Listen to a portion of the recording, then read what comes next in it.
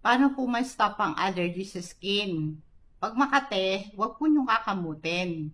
Basta kaskasan mo lang ng yelo. Kasi pag kinakamot mo yan, ito'y kakapal, magkakasugat, makakapasok pa yung bakterya at mag-cause pa ng infeksyon.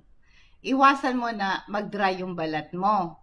Ang gawin mo, mag-apply ka ng moisturizer na hiyang para sa'yo. Right after na mag-shower ka o maligo ka, huwag kang masyadong magpatuyo. Ilagay mo na kagad yung moisturizer mo kasi po itong moisturizer na to ay nakakatulong para ma-seal yung moisture mula sa tubig.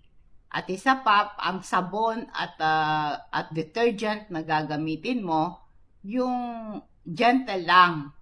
Iwasan mo yung mga detergent na nakakairita sa balat mo.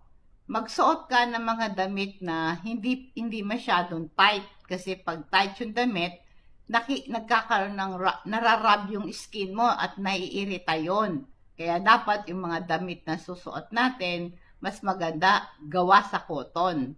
At panatilihin mong short, iwasan mong mahaba yung kuko mo para maiwasan na makamot mo. Iwasan mo yung dry ang environment. Gumamit ka ng humidifier para magdagdag moisture sa hangin na piprevent yung balat mo na manuyo. Mag-take ka ng mga probiotic. Ito yung mga buhay na microorganism. Ito po yung good bacteria na nabubuhay sa bituka natin. Kaya pagka bloated ang tiyan mo, constipated ka, hindi regular ang bowel movement mo, mabaho yung utot mo, ganun, maraming bad bacteria doon sa bituka mo na nagko-contribute sa paglala ng yung allergy. Ngang gawin mo, pagkatapos mong kumain, pwede kang mag-inom ng isang Yakult. Magkakain ka ng kimchi, ito pong mga fermented na gulay.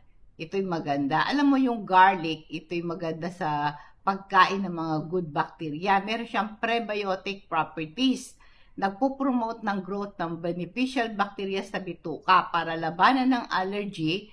Maring sa inyong magdagdag ka ng fresh garlic sa pagkain mo. Halimbawa, meron kang garlic rice, meron kang garlic bread, or garlic soup. At least may garlic. Ang ginger, ito po meron siyang anti-inflammatory, antioxidant properties, nare-reduce ang inflammation, nare-relieve yung allergy symptoms tulad ng kate, sneezing, and runny nose. Magtitake din kayo ng ginger. Gawin mo itong tea.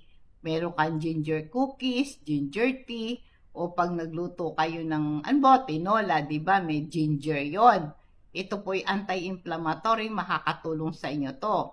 Kaya ito rin pong aloe vera, magtanam tayo ng sabila. Itong aloe vera na to, yung dahon na yan, ito'y centuries ginagamit na to sa maraming skin condition. Kaya mag-apply ka ng aloe vera gel directly do sa affected area mo. At lagi kang umiinom ng tubig kasi pag dehydrated ka, kulang ka sa tubig, ay lalo kang magkukos ng allergy ito sa'yo. At saka isa pa, huwag kang magpupuyat, matulog ka na maaga.